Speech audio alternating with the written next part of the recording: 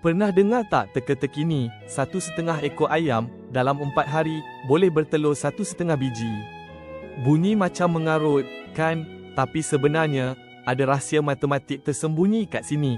Mesti ramai yang pening kepala bila dengar soalan pelik macam ni. Ayam pun ada separuh, telur pun sama. Ia memang nampak macam mustahil nak dijawab. Tapi percayalah, ini adalah satu ujian logik dan pemikiran kritikal yang sangatlah genius. Jom kita bongkar jawapannya. Kuncinya ialah fahami kadar pengeluaran telur seekor ayam.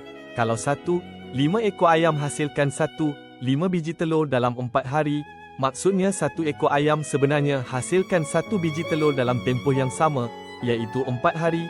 Jadi, secara purata, seekor ayam perlukan 4 hari untuk hasilkan sebiji telur. Nampak tak betapa mudahnya bila kita pecahkan masalah ni? Logiknya simple je.